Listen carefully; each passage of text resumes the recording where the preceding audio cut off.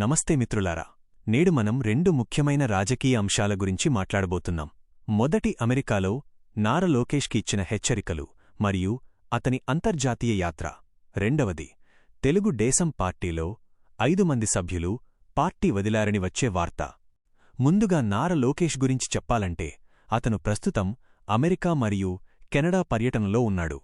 డాల్లస్లో జరిగిన తెలుగు డయాస్పోరా సమావేశంలో ఆయన ప్రసంగించి డయాస్పోరా సభ్యులను MRIS మోస్ట్ రిలయబుల్ ఇండియన్స్ అని సంబోధించారు. ఆయన చెప్పినట్టే మన ఆంధ్రప్రదేశ్ రాష్ట్రం ఇప్పుడు బ్రాండ్ అంబాసిడర్ ఆఫ్ స్పీడ్గా ఎదుగుతోంది మరియు వచ్చే 5 సంవత్సరాల్లో లక్షలాది ఉద్యోగాలు సృష్టిస్తామని, భారీ పెట్టుబడులు రాబోతున్నాయని ప్రకటించారు.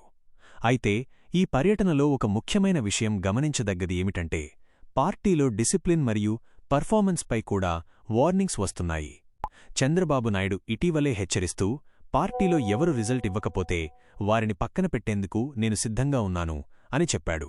అంటే నారా లోకేష్ మాత్రమే కాకుండా ఇతర నాయకులు కూడా ఇంటర్నల్ అకౌంటబిలిటీ కింద వస్తారు అని ఒక సిగ్నల్ వచ్చింది.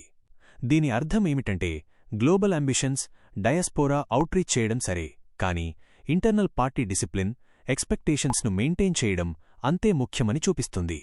ఇక టీడీపీలో 5 మంది సభ్యులు పార్టీ వదిలారని వార్తలు వచ్చాయి.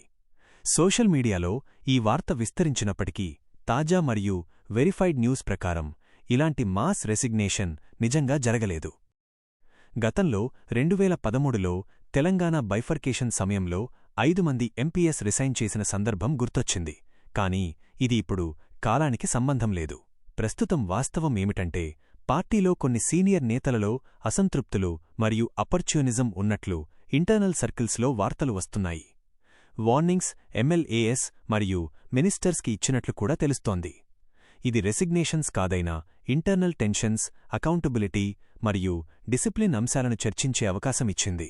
మనమిక్కడ ఏం తెలుసుకోవాలో అంటే రాజకీయాలు మరియు పార్టీ వ్యవహారాలు వేరు, కానీ అకౌంటబిలిటీ, ట్రాన్స్పరెన్సీ మరియు రిజల్ట్స్ అనే అంశాలు అన్ని సమయాల్లో ముఖ్యమని.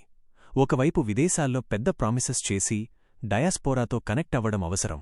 మరోవైపు internal party discipline, stability, expectations maintain చేయడం కూడా అంతే ముఖ్యమని ఈ రెండు సందర్భాలు సూచిస్తున్నాయి. మనం న్యూస్ కన్జ్యూమ్ చేసే సమయాల్లో వెరిఫైడ్ డేటాపై నమ్మకం పెట్టుకుని రూమర్స్లో పడకుండా అన్ని కోణాలను చూడటం అవసరం. ఇప్పటివరకు ఇవే అప్డేట్స్ మిత్రులారా.